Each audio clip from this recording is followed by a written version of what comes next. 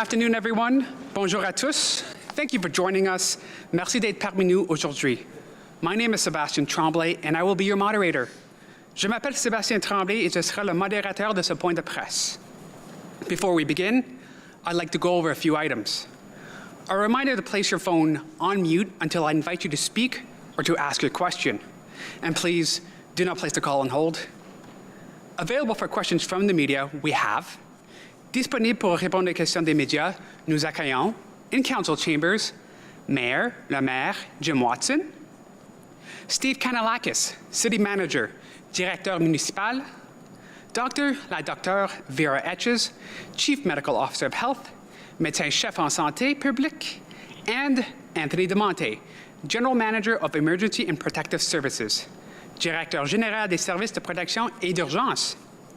And phoning in today, we have Councillor Keith Eglai, Chair, Ottawa Board of Health, Conseiller municipal et Président du Conseil de santé d'Ottawa, Dan Chenier, General Manager, Cultural and Facility Services, Directeur Général des Loisirs, de la Culture et des Installations, Donna Gray, General Manager, Community and Social Services, Directrice Générale des Services sociaux et communautaires, Stephen Willis, General Manager, Planning, Infrastructure and Economic Development, Directeur Général de la Planification, de l'Infrastructure et du Développement économique, Wendy Stephenson, Chief Financial Officer, Chef des Finances, and Vivi Chi, Director of Transportation Planning, Directrice Planification des Transports.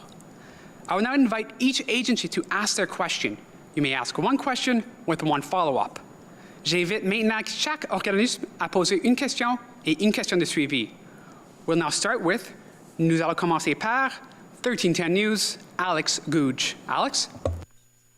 Hello, this is for Mayor Watson. So, community policing has been a long time important thing in Ottawa. With this motion, does that further support that as well?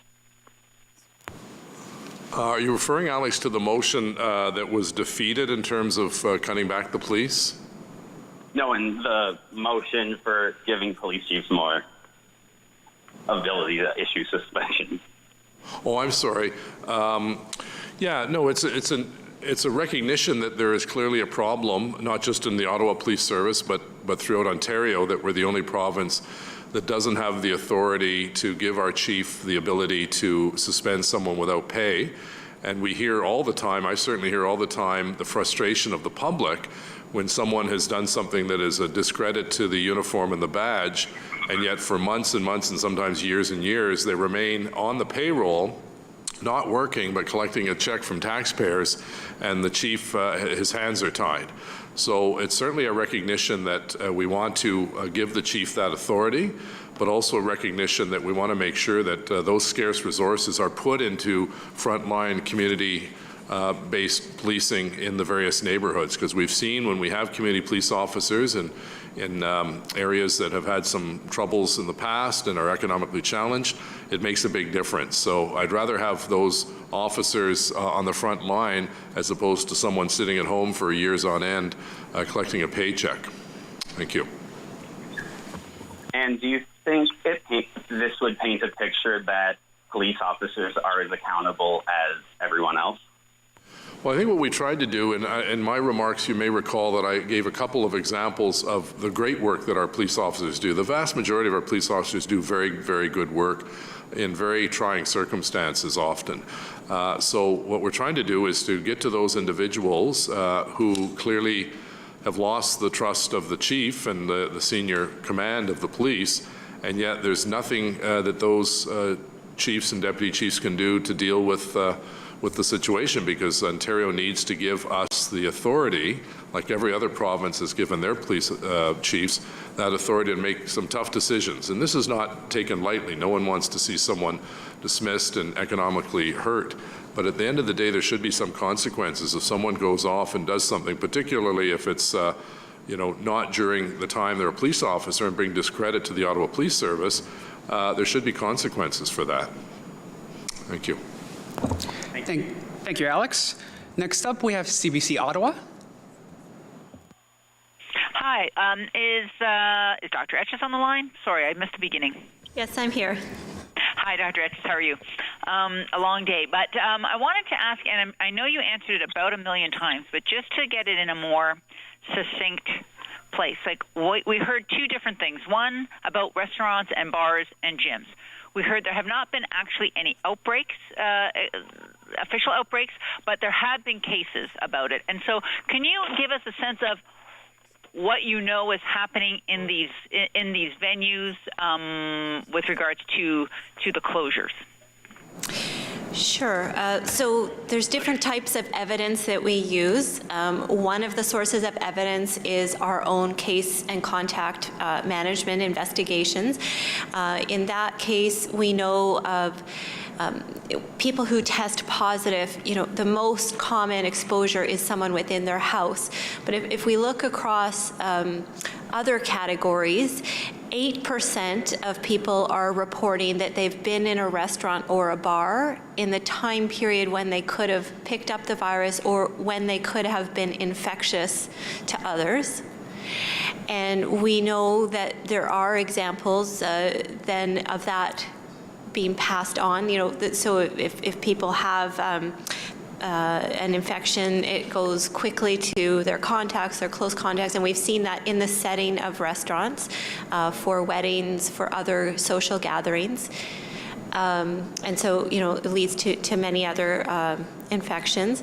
We've also seen, examples of the employees in a workplace where you can't say necessarily exactly where the employees transmitted if they're also socializing in the workplace, socializing outside of the workplace. But those are the kinds of things we've seen there. The other kinds of evidence we look at are, from other jurisdictions where it's clear that, bars and restaurants do pose a risk of transmission based on outbreaks and others. And there are also studies that are being done now, case control studies that look at if someone's testing positive for COVID compared to someone the same age who isn't, the person who's tested positive, is 3 times more likely to have been to a restaurant, 4 times more likely to have been to a bar. So there's different kinds of evidence that do point to them being higher risk, and it goes back to the basic behaviors that when you're within 2 meters of someone and you're not wearing a mask, that's a risk for transmission, and that does happen in restaurants and bars. This is not my official follow-up, I hope, because I just want to say, when you say employees of a workplace, do you mean a workplace like a restaurant or a gym or a bar? Oh, yes, sorry. I was meaning in the context of this inquiry about restaurants and bars, in workplaces that are restaurants. Great. And I'm my follow-up is the sort of the discussion about how we have sort of the highest rate of infection per capita in the province. We don't like to think of ourselves as worse than Toronto at anything, but to be honest, I think the city thinks of itself as a city of rule followers, right? And that's very shocking. I've gotten a lot of notes about it already today.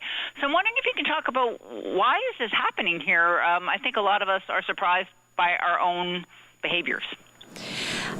Well, yes, I want to describe, first of all, how quickly things can change, right? So this has emerged over the last 2 weeks. And, I don't think we were at the highest rate before the last 2 weeks. And it goes back to how much COVID was in the community way back in the summer, in July and August, when we had the announcement of going into stage 3. So the level had been suppressed with all of our distancing from others. The announcement of stage 3 happened first, in Ottawa, when you're thinking about the largest cities in Ontario. And so we were the first to then have, more spread based on what was still in the community as people came into closer contact with each other. So we're ahead a couple of weeks in terms of the opportunity for the virus to be transmitted. And then the other thing is we're even larger than it seems, because we're really one population with our neighbors, in Gatineau and Outaouais region. That increases the size of the population, and it increases the opportunities for transmission as people move around. Thank you. Thank you, Joanne. Up next, we have CTV Ottawa and Ted Raymond. Ted? Hello, thank you for taking my questions today. This first one is for Dr. Etches. In the past, you've estimated that the rate of infection in Ottawa could be anywhere from 5 to as much as 30 times higher than what's been reported by lab tests. What is your estimation of the amount of unreported COVID in Ottawa right now, given the way things have been going, and how is that information informing your public health response? Thank you. I think that range, the upper end of the range has probably come down in terms of there's more opportunity now for people to access testing. And so we probably are able to pick up more of the proportion of COVID that is out there. But it's certainly not all of it. Not everyone finds it easy to access testing. Not everyone realizes that it might be COVID that's giving them a headache or a sore throat. And so certainly there's more COVID out there than is being detected.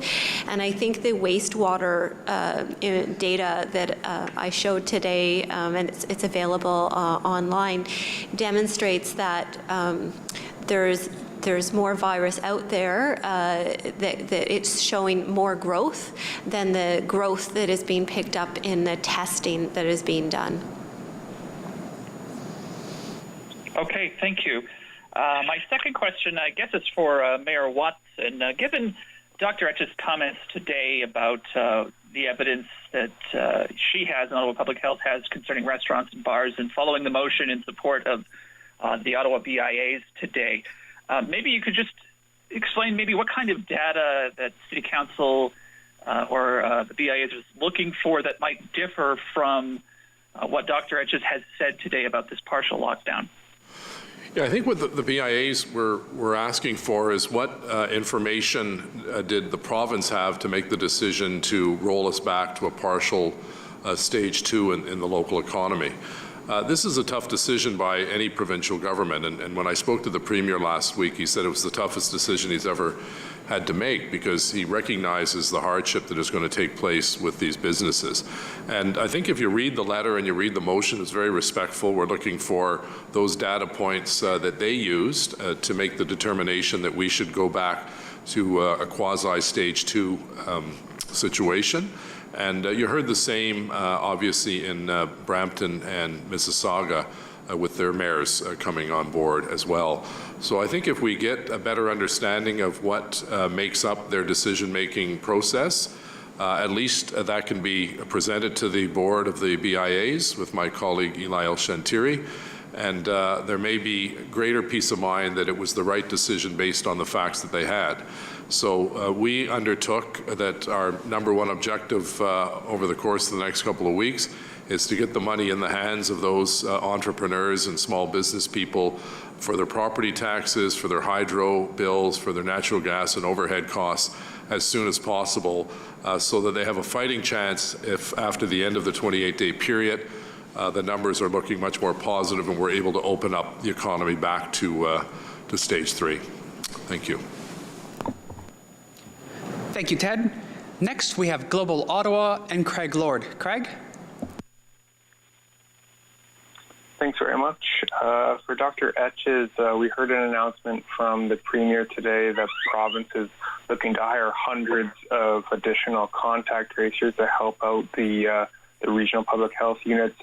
If we see this realized in Ottawa by mid-November, would that allow us to scale back up to the point where we don't have to prioritize contact tracing anymore, and we're able to contact everyone within a relatively short time of the positive test coming back?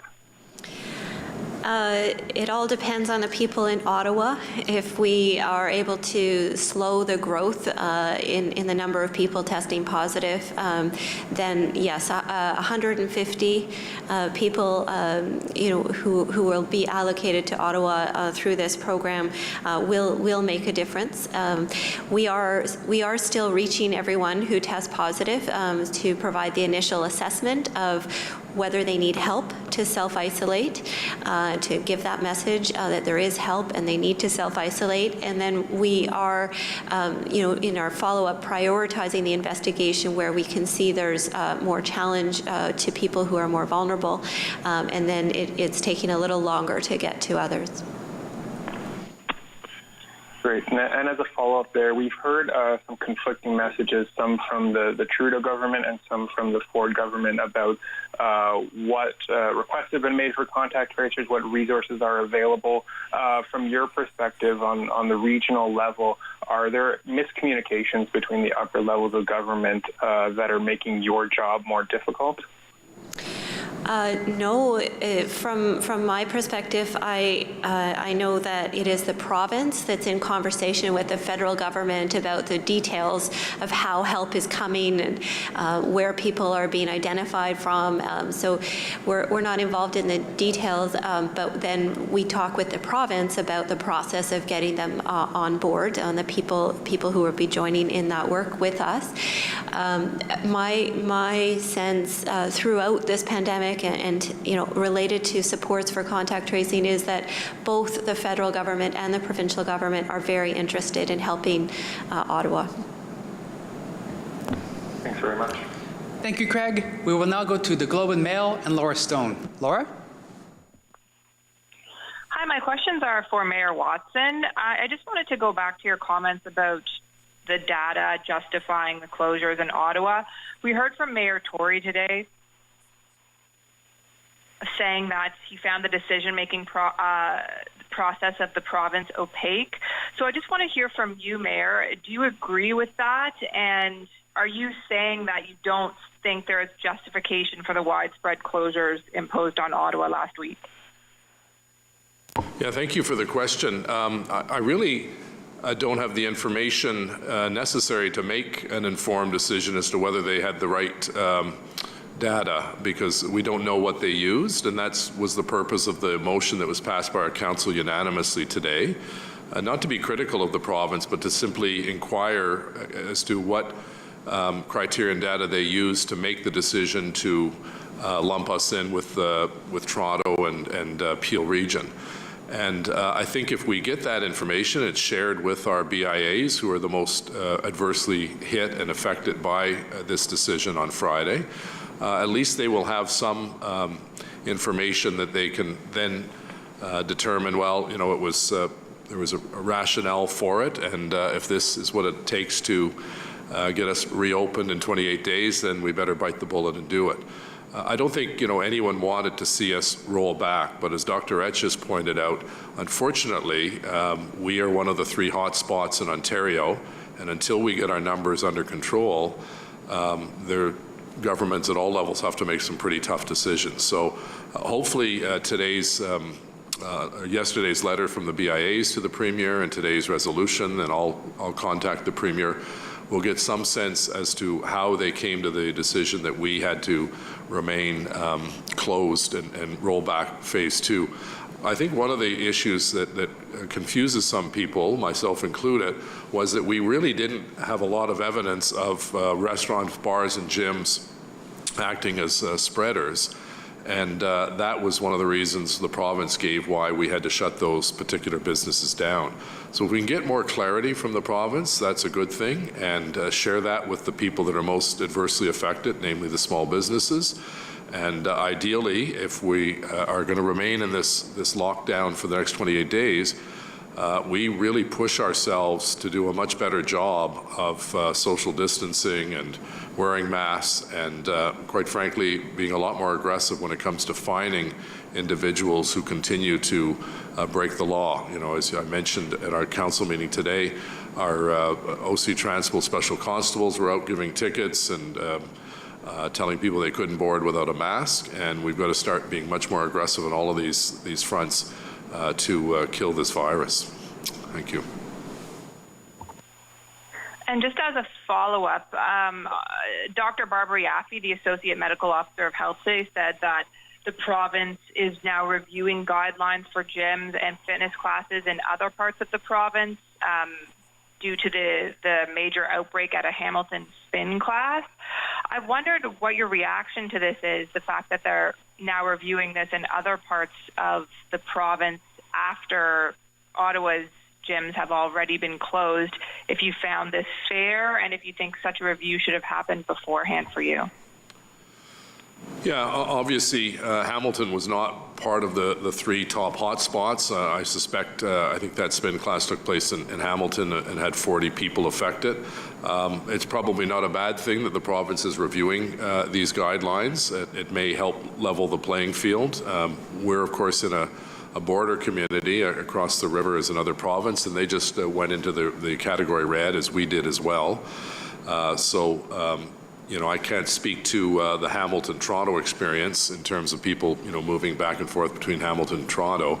The reality is I was in many ways glad that Quebec came up to the red level as well, because we didn't want to have people coming from Ottawa to go and dine in a restaurant in Gatineau or use a gym in Gatineau and come back over here and potentially spread the COVID virus. So if they can get some better information in terms of are gyms really a super spreader or causing the virus to thrive, then that may save people from getting COVID-19 and it may save lives at the end of the day.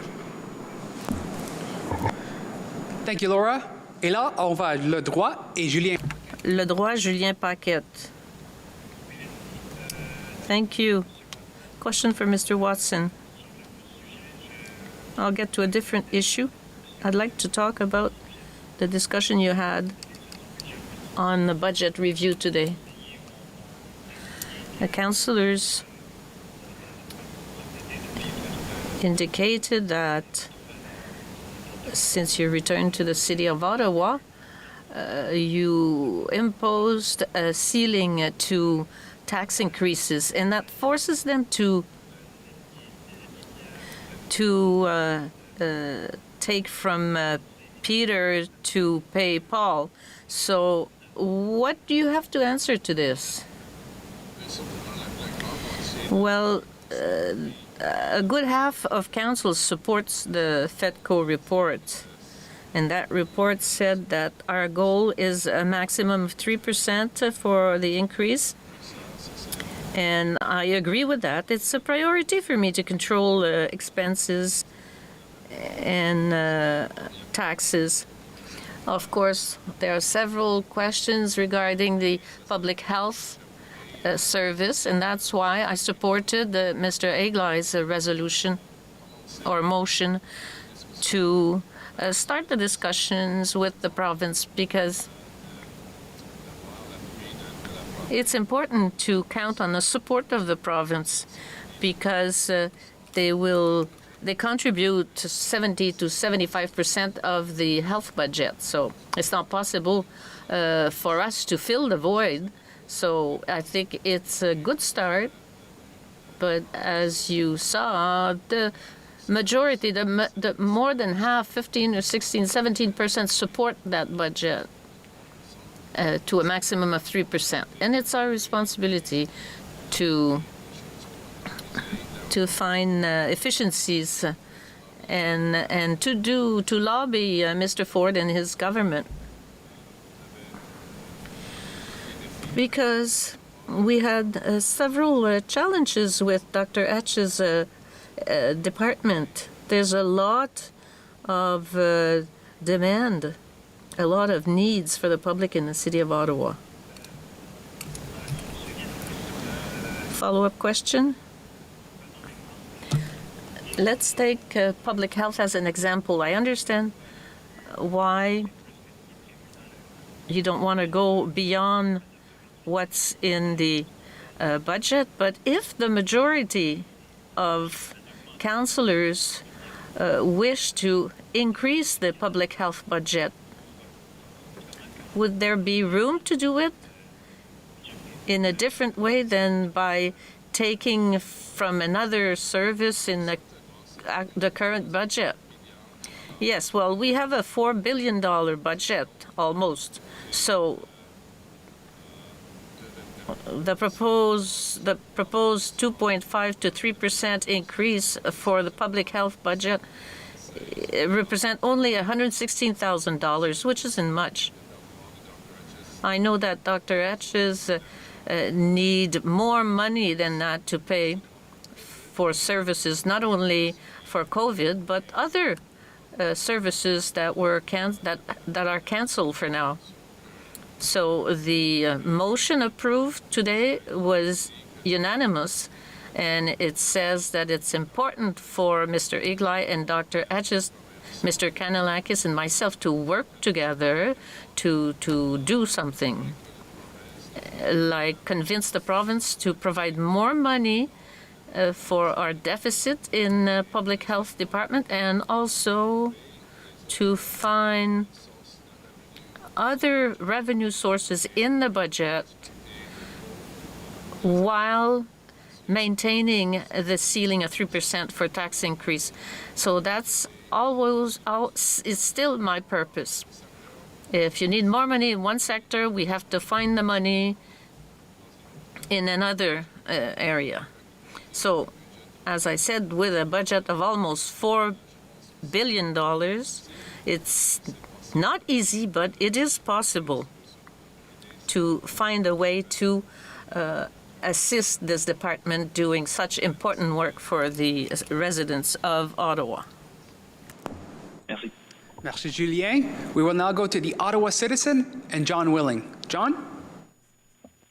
Thanks, Seb. Question for you, Mayor Watson. I think Dr. Etches was pretty clear about her advice when it comes to Halloween today. And, but I do have a feeling this is going to be a point of conversation for the next 2 weeks in the city. So I'm wondering if it's going to require an edict from you or higher up to City Hall about what should be done on Halloween and maybe keeping people home. Yeah, thanks, John, for that. I think, a lot of people are dancing around this because no one wants to be, the Grinch that stole Halloween. But I think the advice that Dr. Etches gave us today is sound and wise in terms of her suggestions to stick to the family, maybe have a similar to what you have at Easter, an Easter egg hunt, candy hunt in your house. I, for instance, if I had kids, I would not be bringing them out door to door because, it's too high risk.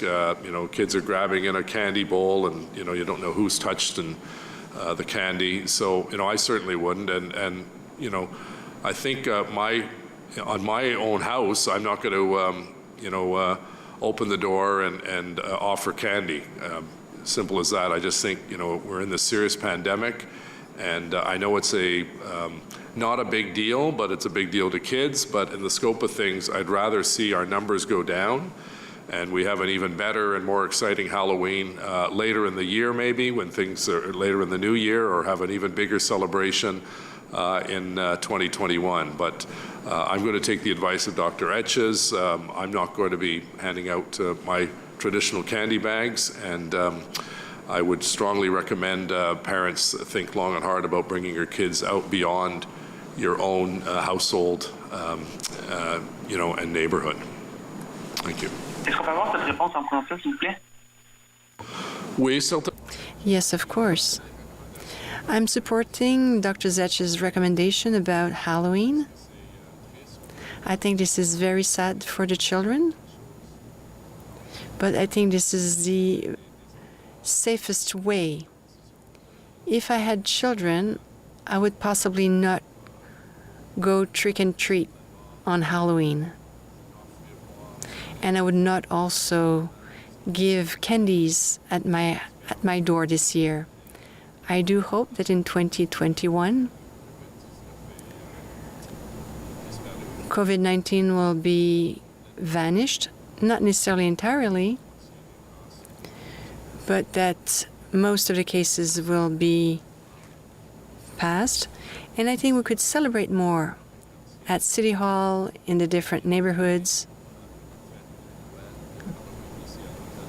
So I've canceled the Halloween celebration here at City Hall because it would be too dangerous to gather 5,000 people at the door. Thank you. And John, your follow-up? Yeah, thank you, Seb. It's a question for Dr. Etches, and we've been talking a lot about the wastewater data today, but certainly over the past couple months as well. And I'm wondering how that data is actually prompting action. So when you see those numbers go up in the wastewater, I mean, it's interesting, but how is that prompting action by public health? Thank you. It has been just used more recently that it's become daily. Earlier in the pandemic, the research allowed I think more weekly measures, and so daily allows us to see what is happening much faster, almost in real time. The measure is taken one day, it's reported the next. With regard to the level of COVID in our community, and so we can see what will happen. People who, have a COVID infection today, then they need to go get tested, then their lab result needs to be processed, then our team needs to contact them. And so we're actually able to use the sewage data to predict how many staff do we need to be able to do those calls and to follow up with the tests that are going to be coming positive. That's one way we're using it, but also like today, to tell people the rate of increase in our community can go up quickly. And, I think that the testing data isn't showing that right now. There's been different changes to our testing system with, a move to focus on symptomatic, to not require testing for school children who have only one symptom, and then the move to online booking. And when we're seeing the numbers of people presenting for testing are dropping, so we need to help the public understand that's not the whole picture, and this is another piece of information that shows us we need to double down on our efforts to limit our contacts to our household. Thank you, John. We will now go to the Ottawa Sun and Christina Spencer. Christina? Thank you. Yes, I have a follow-up to the question that John just asked about Halloween. So we have a strong recommendation not to have the kids go out trick-or-treating or doing anything beyond their own household. So is there going to be some bylaw bite behind this? Could we see bylaw officers out there ticketing people who are out with their kids in their masks and so on? Or is it just we're leaving it as a recommendation? Will there be any teeth behind it?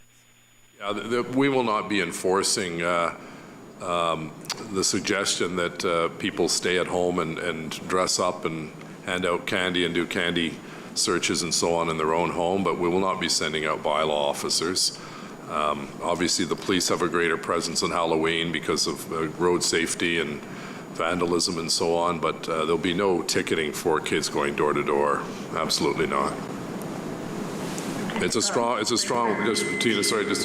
is, I think, from both Dr. Etches and myself, it's a strong recommendation that this is the year you do things a little differently with Halloween. And, I think most people would think it's the reasonable, sensible thing to do is to stay closer to home on that one day. I know it'll be a disappointment to the kids, but, there are things that are suggested on the Ottawa Public Health website where people can have fun and keep it within the confines of their home, because, quite frankly, that's just a lot safer.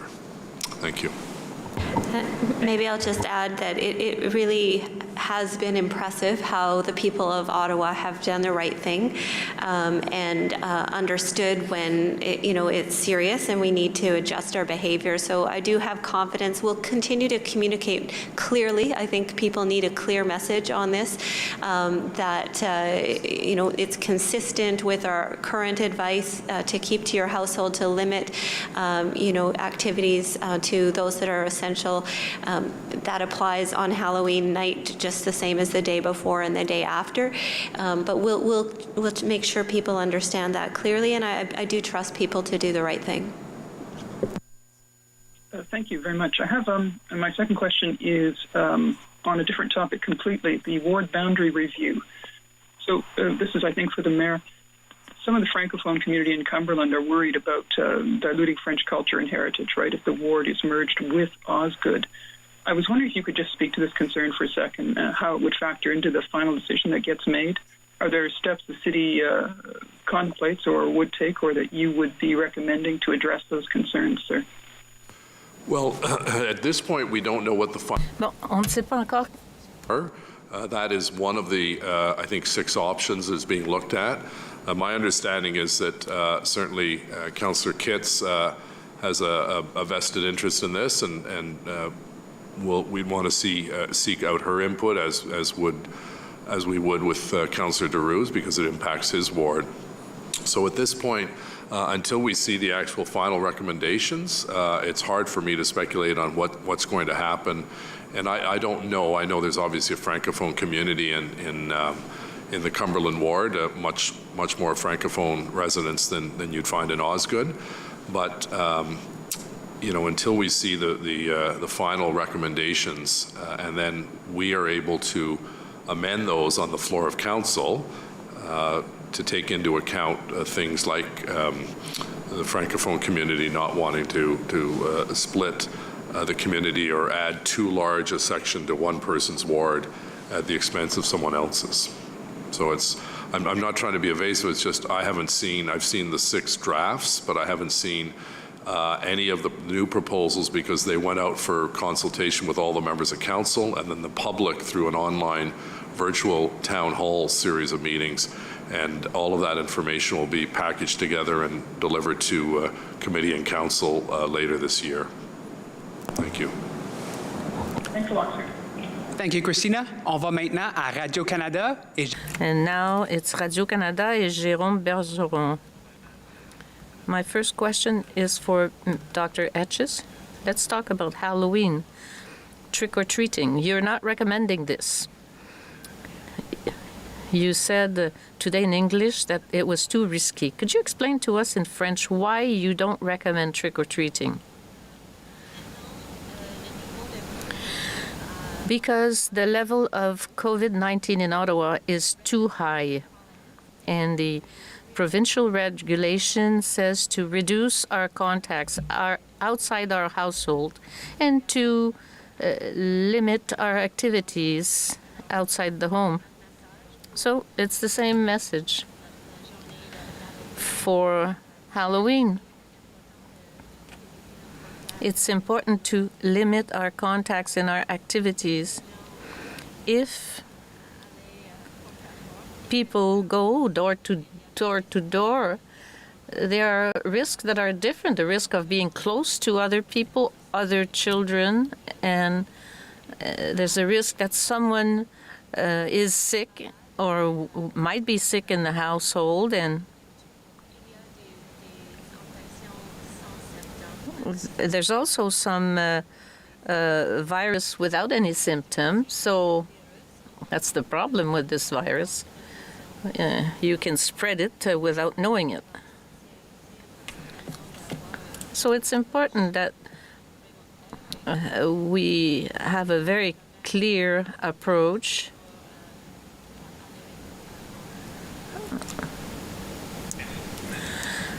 Thank you. Mr. Watson,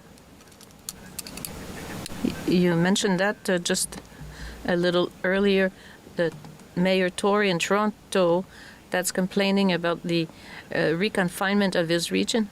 I think you also have questions on what data was used to confine again Ottawa. I don't understand your question, Jérôme. Could you repeat slowly?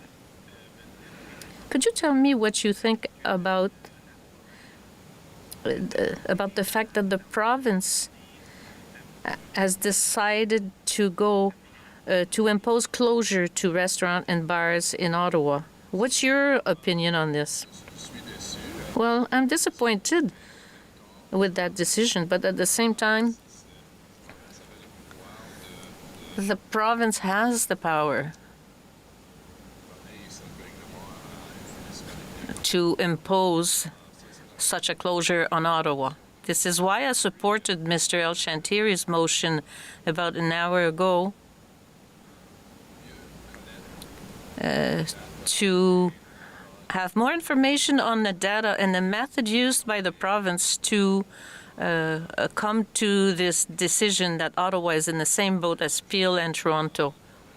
At the end of the day, the province has the power to do so, and I hope that they'll give small businesses and our council an idea of the metrics used by the province to decide to close small businesses and restaurants in Ottawa. I talked to Mr. Ford before that decision was rendered, and I said, certainly, I will agree with your decision because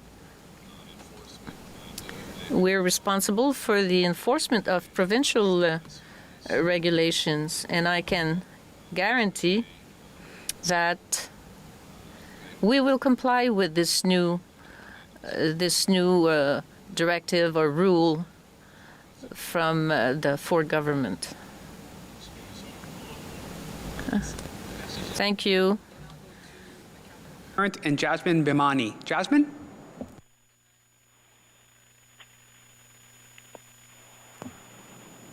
Jasmine, are you on the line? Okay, we will move on to On the City from the Burbs and Sue Sharing. Sue? Yes, thanks very much. On a different topic, Mayor Watson, I was just looking for your thoughts on the two most recent, I don't know what you call them, incidents of the two racist comments directed towards the Asian community. We wrote back to Justin, who was one of the victims of that hate crime, I believe, at the Rideau Center, and I certainly read about the disgraceful behavior by two individuals on Somerset Street.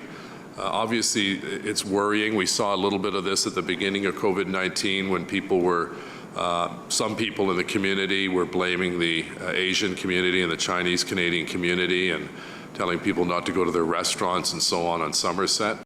And we have a motion, as you may know, that was presented, I believe, by, I think, Councillor King and McKenney, denouncing that behavior, which obviously I'll be speaking in favor of and supporting.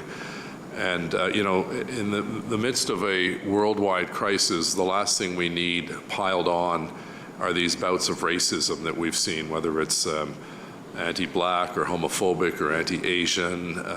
You know, it's just has no place in a civil society. Thank you. Thank you. And Dr. Etches, and obviously, if I'm crossing the line into something that's too personal, just feel free to tell me. But obviously, Halloween, I think as adults, you know, many of us like Halloween. I love it. But for kids, cancel it. You haven't canceled it, but, you know, making the suggestion, have you had to tell your children that they shouldn't be or they can't be going trick-or-treating?